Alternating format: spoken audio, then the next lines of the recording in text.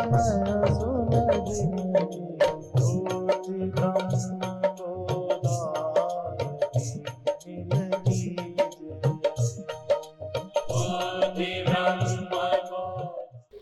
सच्चिदानंद भगवान की, सनातन धर्म की, गौ माता की, भारत माता की, गंगा जमुना माता की।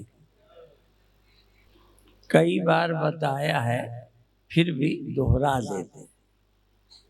जो चीज समझने की है वो दोहराना पुनरुक्ति दोष नहीं है। एक बात को कई बार कहना ये दोष है। पुनः पुनः उस बात को कहने को दोष मानते हैं। पर कोई चीज समझनी है तो उसको दोहराने से पुनरुक्ति दोष नहीं होता। तो हम क्या कह रहे हैं, हमको दो बातें जाननी है। एक तो हम सदा हैं। आप देह हो तो सदा नहीं रहो। कोई अवस्था हो, बचपन जवानी, सदा नहीं रहेगी। जागना सोना सदा नहीं रहेगा। तो हमको खोजना है जो सदा रहता है। ये बात हमने श्रीमद् भागवत के चतुर्थ श्लोकी भागवत के चौथे श्लोक से बार बार सुनाया है। एतावदेव जिज्ञास्यम्, केवल जानने योग्य इतना ही है। बाकी तो सब ऐसे ही है। न जानो तो भी चल जाएगा। जान गए तो व्यवहार सिद्धि होगी, पर हमारी अभिलाषा जो है वो पूरी नहीं होगी। इसलिए ये आवश्यक है, एतावदेव, इतना ही जानने योग्य है। कैसे जानना? अन्वय और व्यतिरेक के द्वारा। कौन रहता है कौन नहीं रहता, इसको इसके द्वारा जानना है। ये विधि है। इसे जो सदा है और सर्वत्र। जो सदा है उसे सर्वत्र जानना। यदि सदा है ये समझ में आ गया तो ये भी जानना है सर्वत्र है। क्यों? जो सर्वत्र नहीं है, सदा नहीं है, वो यदि आप हैं तो दुखदाई है। इसलिए किसी भी सदा न रहने वाले से मैं पना कर लेना, समझो मौत को बुलाया है।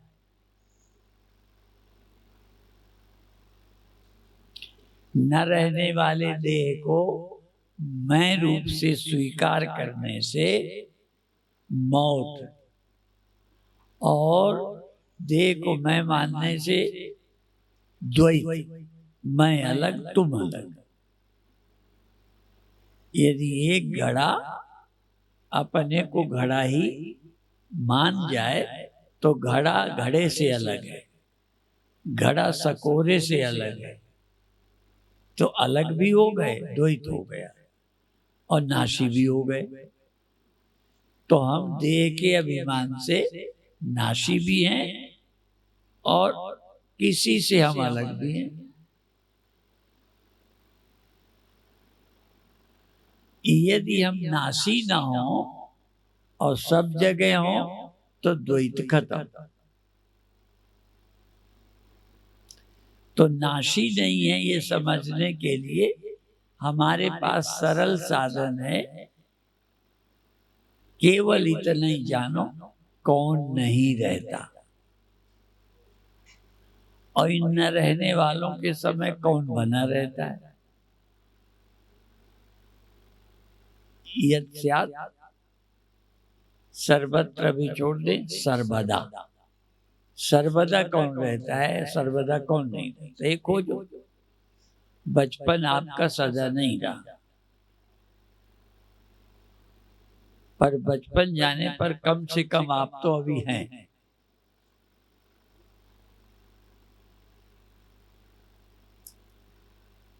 इसीलिए कह दिया कौमारम यौवनम जरा। कौमार, यौवन और जरा ये जाएंगे। और जैसे तुमको कौमार गया, यौवन आया, यौवन गया, बुढ़ापा आया, आगे की बात भी कह दी, भले अभी समझ नहीं आती। ऐसे ही देह जाएगा पर दूसरा देह मिलेगा। जैसे बचपन गया तो बचपन जाके बचपन ही नहीं मिला, जवानी मिली, जवानी गई, बुढ़ापा मिला। अब ये जाएगा तो नया देह मिलेगा। पर बचपन गया, जवानी आई, आपको ये नहीं लगा मैं मर जाऊंगा या मर गया हूं। आपको स्पष्ट है बचपन गया है पर मैं तो अभी जिंदा हूं। जवानी जाने पर भी किसी को ये नहीं लगता कि मैं मर गया हूं, पर देह जाने पर लगता है मर जाऊंगा। तो भगवान ने कहा देह जाने पर भी नहीं मरते, देहांतर प्राप्ति, देहांतर दूसरा देह मिलता है। जैसे अवस्थांतर एक अवस्था से दूसरी, ऐसे शरीरांतर दूसरे देह की प्राप्ति होती है।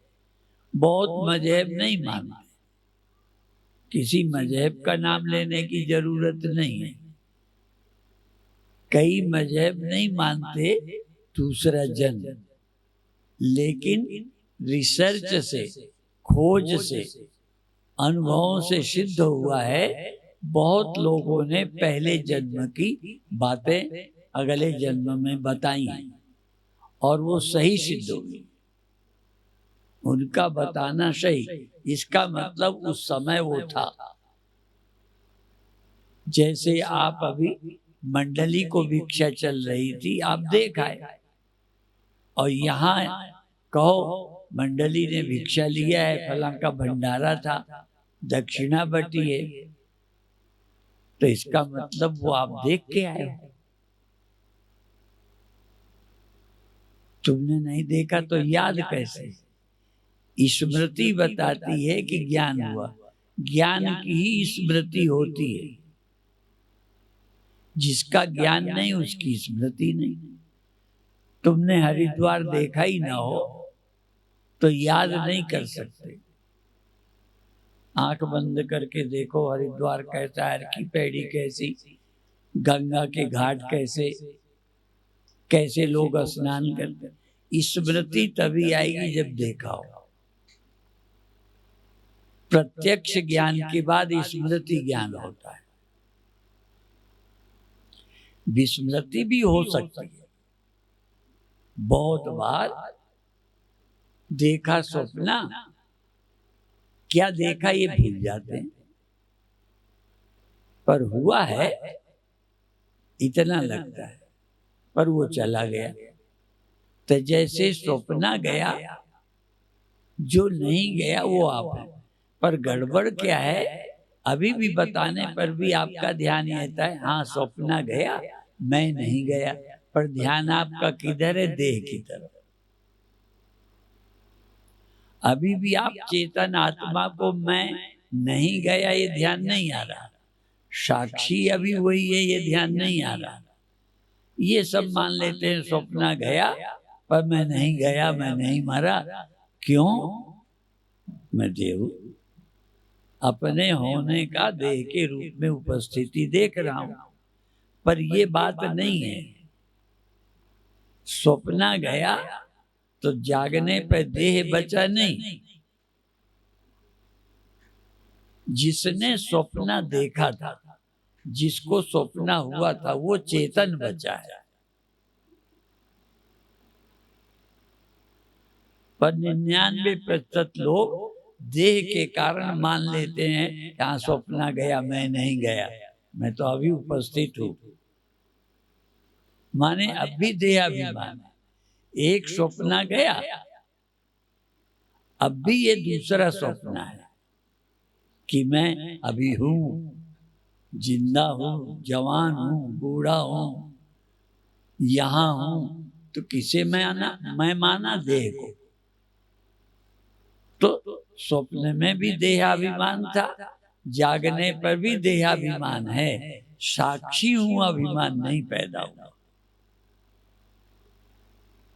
स्वप्न जिसने जाना था वो साक्षी था, और अभी भी जो जगना जाना जिसने, देह नहीं, जग जाने को जिसने जाना, नींद गई, जागना आया। देह तो बाद में, और कुछ बाद में, व्यवहार दुकान बाद में, जगना पहले आया। स्वप्न गया और जगना आ गया, और जगने के बाद देह दुकान बाद में। तो जागृत अवस्था आई, स्वप्न गई, और जागृत अवस्था गई, स्वप्न आया, साक्षी नहीं आया, साक्षी नहीं गया। आया कहे सो बावरा, गया कहे सो पूर्व। आया गया कहीं नहीं, ज्यों का त्यों भरपूर। तो पहले तो समझ नहीं आता, फिर ध्यान नहीं रखते, और पुरानी आदत, अध्यास बोलते हैं उसको, सब शास्त्र की बात, देहाध्यास। देहाध्यास के कारण ही स्वप्न में भी देह बने। दिखने वाले देह को मैं जानते हो, इसी ज्ञान के कारण, इस अध्यास के कारण स्वप्न में भी देह बने। उस समय भी आपने अपने को आत्मा नहीं जाना, और देहाध्यास के कारण जगे, जगते ही देह को मैं माना।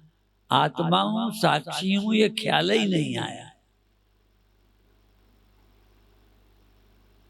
इसलिए हमारी परंपरा में बहुत कीर्तन है जो ग्रंथों के, शास्त्र के अनुसार कीर्तन बनाए। भले वो आम भाषा में है, लोग गाते हैं, जैसे ग्रंथों के, उपनिषदों के सार को ही गोस्वामी जी ने आम जनता की भाषा में रामायण बना दी। तो रामायण कोई उपनिषदों से अलग नहीं है। कई बार हम रामायण के ही उदाहरण दे देते। तो ऐसे ही हमारे जो गुरुदेव की परंपरा में कीर्तन गाए जाते हैं, वो भी शास्त्र की ही बात है। जगत है जागृत का स्वप्न, जगत है जागृत अवस्था का स्वप्न, वो निद्रा अवस्था का स्वप्न है, ये जागृत अवस्था का स्वप्न है। जगत है जागृत का स्वप्न, निरख तू सत्य स्वरूप अपना। छोड़ अब देहो हम जपना, शिव हम बोल जरा प्यारा। देहो हम जपना छोड़। आप कहोगे हम तो जपते ही नहीं। जपते नहीं, अजपा जाप चल रहा है। अजपा माने बिना चाहे 24 घंटे चल रहा। क्या देव हूं नहीं जपते, ठीक है। पर जब आपके मन में आया बैठा हूं, तो क्या देखा आपने अपने आप को? अपने को देह समझा, तभी बैठा हूं कहा। लेटा हूं जब ख्याल आया, तो क्या जब हुआ? देव चल रहा हूं, देहो हम नहीं जपते। पर कीर्तन में है, छोड़ अब देहो हम जपना। आप कहोगे हम देहो हम तो जपते ही नहीं। पर ये कीर्तन ऐसे ही थोड़ी बना है कि नहीं जपते। 24 घंटे अजपा चल रहा है, बिना योजना के अजपा। बैठा हूं, लेटा हूं, खाता हूं, चलता हूं, माने देव हूं चल रहा है। इसलिए हमारे गुरुदेव ये भी कहते थे, देह को मैं मानना सबसे बड़ा ये पाप। लोग चोरी छोड़ देते हैं और सैकड़ों पाप छोड़ देते हैं, यद्यपि बड़ा मुश्किल है फिर भी छोड़ देते हैं, पर हजारों पाप छोड़ देते हैं। पर पाप का जो बाप है, देह को मैं मानना सबसे बड़ा ये पाप है। सब पाप इसके पुत्र हैं। किसके? मैं देह हूं, इसके पुत्र हैं सब। क्यों? देह हो तभी आप करता हो, देह हो तभी आप गंगा नहाते हो। पुण्य पुण्य भी देहाभिमान से होता है। देहाभिमान के बिना कोई पुण्य नहीं और देहाभिमान के बिना कोई पाप नहीं। और देहाभिमान सबसे बड़ा पाप है, इसलिए गंगा नहाने से भी कटता नहीं। पुण्य तो हुआ, गंगा नहाना व्यर्थ नहीं है, कुछ पाप कटे, पर एक पाप बना ही रह गया, मैं देह हूं। दान देने पर भी एक पाप बना रहा, मैं देह हूं, दानी हूं। ये एक पाप कटता ही नहीं, इसलिए देह को मैं मानना सबसे बड़ा ये पाप है। सब पाप इसके पुत्र हैं, सब पाप का ये बाप है। फिर छूटेंगे कैसे? मैं ब्रह्म हूं, मैं ब्रह्म हूं, सदा हूं, सर्वत्र हूं। ये जाप उत्तम जाप है। इस जप के बिना और जप से भी मुक्ति नहीं होगी। और जप भी कर लो, क्योंकि मूल पाप तो बना ही रह गया, मैं देह हूं। और मैं देह हूं ये अज्ञान है, तो अज्ञान पाप है, देहाभिमान पाप है। ये दो तो बने ही रहते हैं। दानी के, धर्मात्मा के, साधु बन जाने पर भी दो पाप नहीं जाता। अज्ञानी बना है और देहाभिमानी बना है। ब्रह्म ज्ञानी और ब्रह्माभिमान।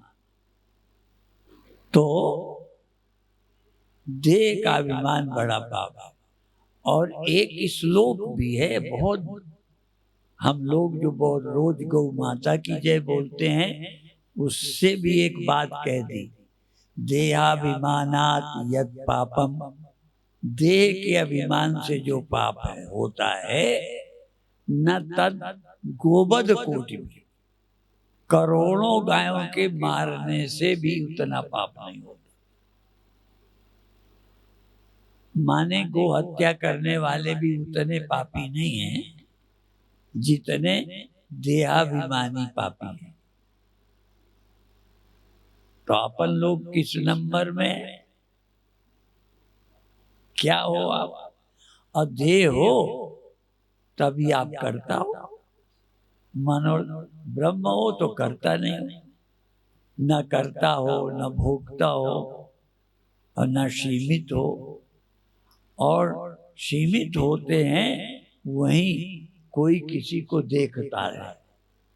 यहाँ जैसे सूर्य की रोशनी यहाँ आ रही है तो वहां है सूर्य, यहाँ आ रही है। दिया यहाँ जलता है, रोशनी जा रही है।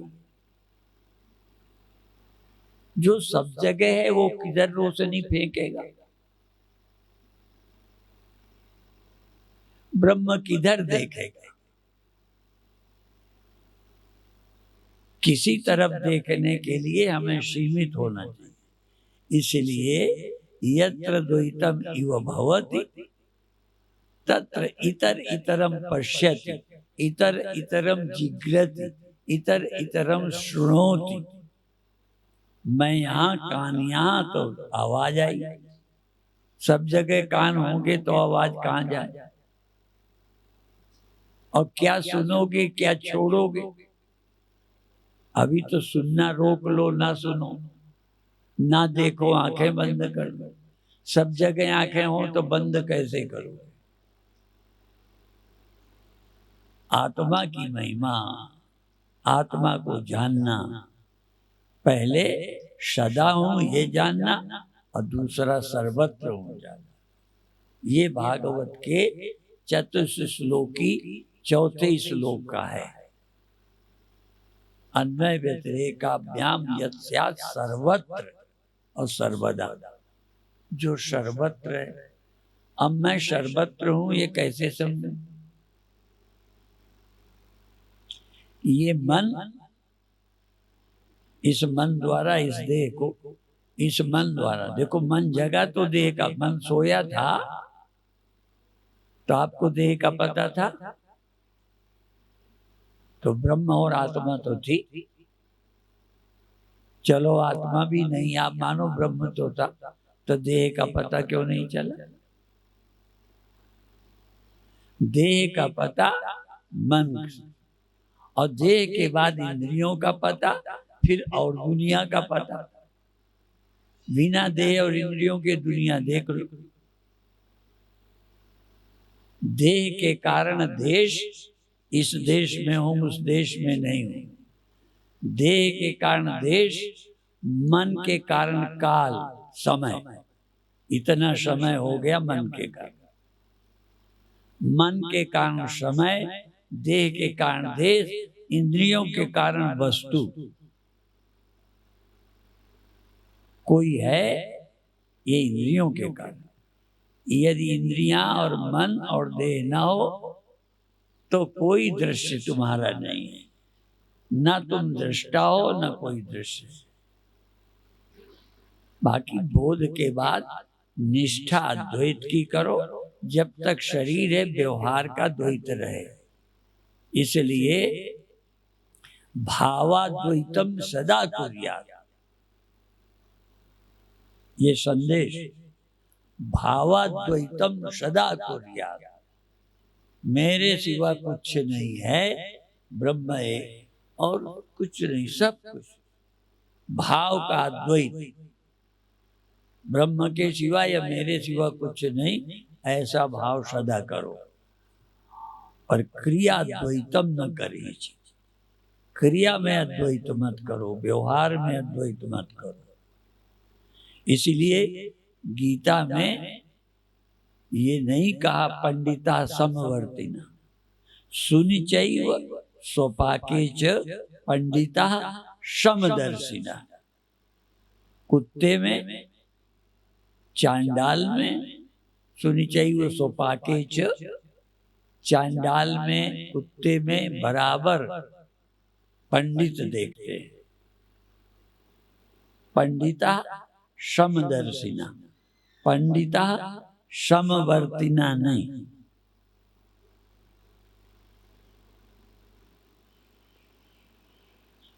इसी जमीन, मिट्टी, खाद, पानी में जहर वाले पेड़ पैदा हुए,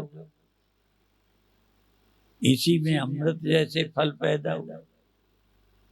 है तो एक ही पंचभूत, पर खाना हो तो जो पैदा हुआ सब कुछ मत खा लेना। कई लोग तर्क करते हैं यदि खाना नहीं है तो भगवान ने ये पैदा क्यों किया? तो कभी कभी ज्यादा यदि तर्क कोई करे तो हम उसको चुप करने के लिए कहते हैं, पैदा तो गंदगी भी रोज हो रही है। सुअर, कुत्ता, मनुष्य सब लोग रोज कर रहे हैं।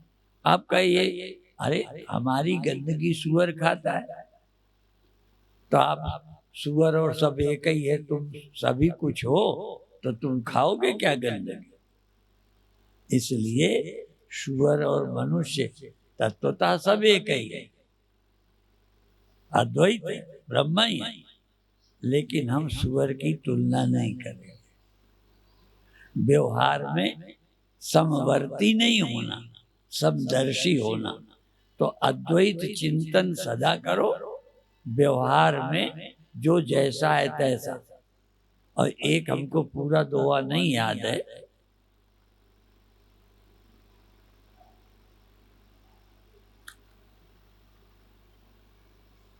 संतन से सद्भाव, ऐसा कुछ है। अद्वैत भावना करो और संतों से, संतन से सद्भाव, निश्चल रहो, उनसे कपट मत करो, पर दुनिया में वैसे रहो जैसा देखो भाव। व्यवहार में, देश में, राजनीति में, जैसे वो तैसे ही समझो। अब ब्रह्म ज्ञानी हनुमान से ज्यादा क्यों होगा? उनके लिए तो लिखा है ना, ज्ञानी नामाग्रगण्यम। ज्ञानी ही नहीं, ज्ञानियों में अग्रगण्य है। पर उन्होंने दुष्टों को मारा। किसी ने कहा तुमने क्यों मारा? तो कहते जिन मुहि मारा तिन मैं मारा। और देखो, हमने तो सिर्फ मारा, जिन मोहि मारा तिन मैं मारा। पर तापे बांधे तने तुम्हारा, और तुम्हारे बेटे ने मुझे बांध लिया। तो कहते फिर क्या हुआ? बांध लिया। जब उन्होंने बांध लिया और बांधकर उनके पूंछ में कपड़ा लपेटा, मिट्टी का तेल डाला और आग लगा दी हनुमान जी की पूंछ में। जब आग लगा दी तो हनुमान जी चिटक फांद के इस मकान में उस मकान में लंका में चारों तरफ कूद फांद आए। तो सबको आग लगा दी। तो उन पे एक दफा लगाई गई, जैसे कई बार लगा देते हैं पुलिस वाले। दफा लगा दी, इन्होंने आग लगाई। कहते हैं नहीं, सीबीआई बिठाओ, जांच करो कपड़ा कौन लाया था। वो लंकाई वाले लाए। लपेटा किसने था? लंका वालों ने। तेल किसने डाला था? लंका वालों ने। और आग किसने लगाई? कह मैं तो आग लगने पर अपने बचने के लिए भागता फिरता रहा हूं, मैंने तो लगाई नहीं। तो जिन्होंने लंगर किया, भंडारा किया, प्रसाद भी तो उन्हें मिलना चाहिए। सारी व्यवस्था लंका वालों ने की, इसलिए प्रसाद भी लंका वालों को मिल गया। और जिसने नहीं दिया, तेल नहीं दिया, अग्नि नहीं लाए, लपेटने में नहीं था, वो विभीषण। इसलिए सब लगे जला, एक विभीषण का घर नहीं जला। तो आप भी ज्ञानी हो ना, बस हनुमान जी को गुरु मानो, हमसे काम नहीं चलेगा। ज्ञान हम देंगे, गुरु आपके हनुमान। जो जैसा है तैसे ही निपटो। जो देश को बर्बाद करते हैं उनके साथ ज्यादा साधुआई नहीं बरती जा सकती। ठीक है, आज अभी इतना कह के समाप्त करते हैं। ओम शांति शांति शांति।